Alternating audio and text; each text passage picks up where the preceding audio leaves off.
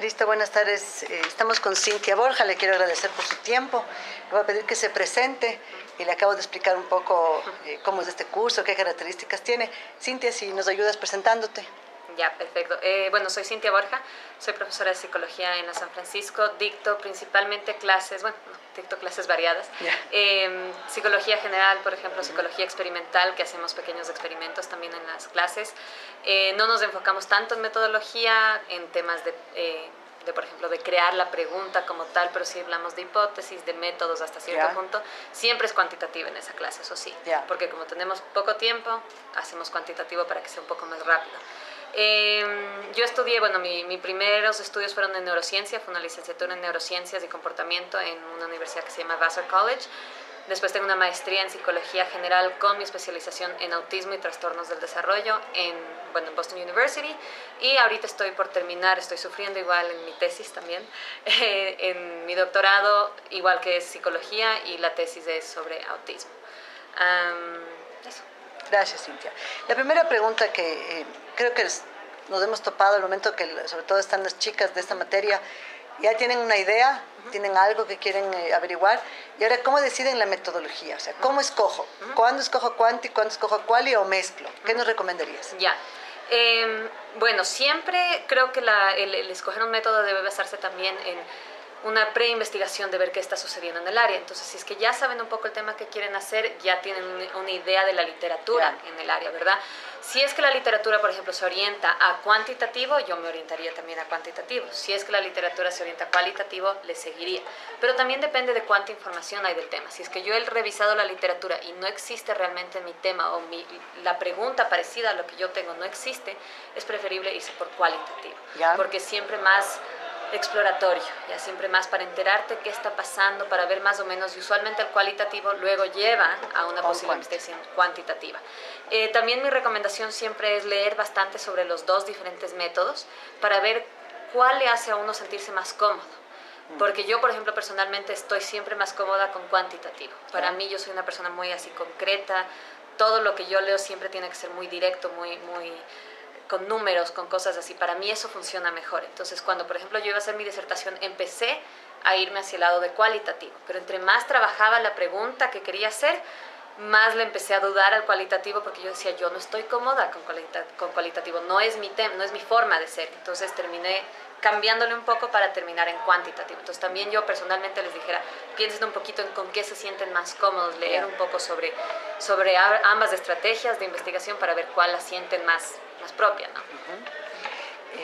¿Es lo mismo una encuesta, un cuestionario o un sondeo? Yo he encontrado esos tres nombres, ¿son lo mismo? Sí, no son lo mismo.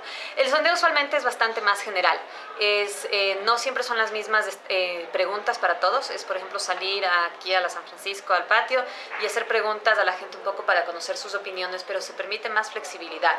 Entonces se permite que las personas digan, por ejemplo, de lo que ellos dicen, yo voy sacando nuevas preguntas. Y quizá el sujeto A no me dijo lo mismo que el B, entonces no recibe las mismas preguntas, pero usualmente eso me lleva a luego yo poder crear una encuesta o cuestionario. Entonces usualmente el sondeo es cuando no tengo mucha idea, pregunto opiniones, pregunto características, y de eso logro sacar mi cuestionario y mi encuesta. Cuestionario y encuesta ya se parecen un poco más.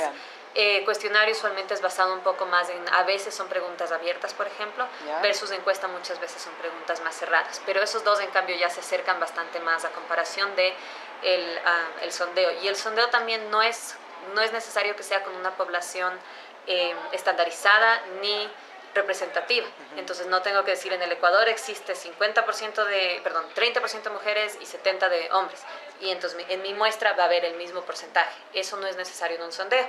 En un cuestionario, ahí sí ya lo vemos algo necesario. Cuestionario o encuesta, gracias. En ese caso ya vemos que es más necesario tener ya el grupo estandarizado y el grupo que se parece a mi población general, y también ya son preguntas estándar. Ya son ahí sí siempre a todos los sujetos las mismas preguntas.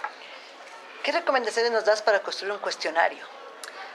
Para un cuestionario, las preguntas, tratar de hacerlas lo más sencillas en lenguaje posibles, porque puedo ponerlo a personas que puede que no entiendan totalmente lo que estoy diciendo y quiero que entiendan.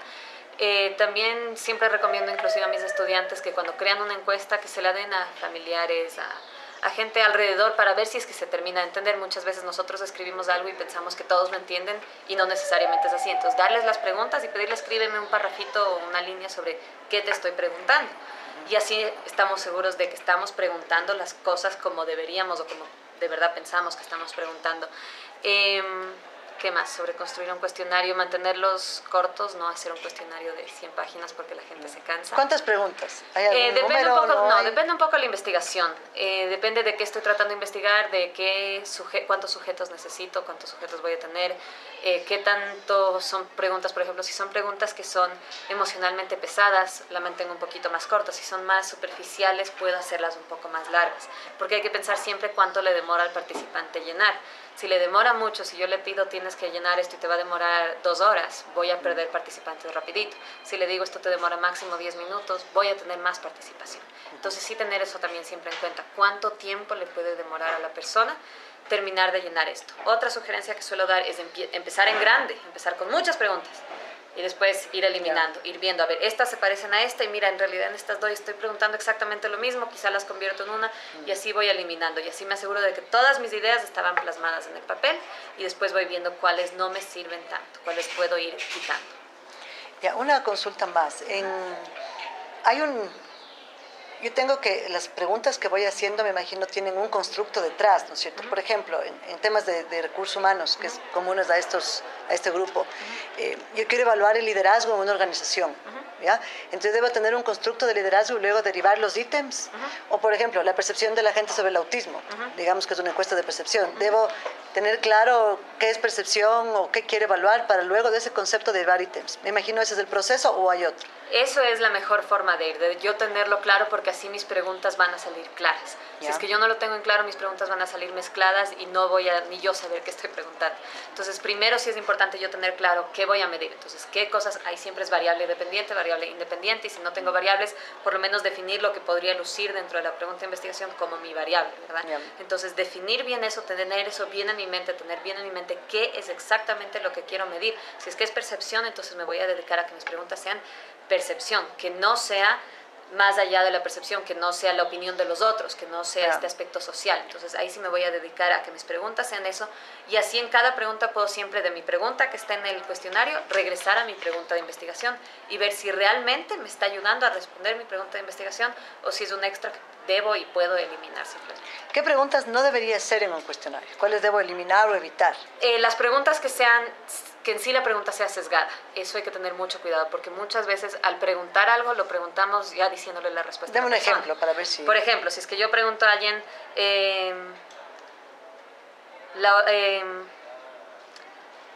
¿tú opinas que el aborto es malo? Ya te estoy diciendo. El aborto es malo. En la misma pregunta te lo estoy diciendo. Así no quiera, te lo estoy diciendo. Entonces tenemos que tratar de que sean siempre neutrales. Entonces, ¿cuál es tu opinión sobre tal cosa? Es diferente a opinas que el aborto es malo, por ejemplo. Entonces, siempre tratar de evitar esas palabras que son emocionalmente cargadas o quizá que ya le dan a la persona una idea de qué puede responder. Y para eso, por ejemplo, siempre sirve regresar a la respuesta y tratar de cambiar el orden de la oración y ver si es que esa misma oración yo la puedo cambiar a mi respuesta. Probablemente está mal hecha la pregunta. O sea, si es que yo puedo tomar ¿qué opinas del aborto? ¿Opinas que el aborto es malo? Transformarlo a ¿el aborto es malo? Probablemente esa pregunta está mal hecha. Esa es una regla, una forma que yo utilizo. No siempre funciona, pero ayuda un poco. Muy bien, vamos a hacer una pausa, ¿ya?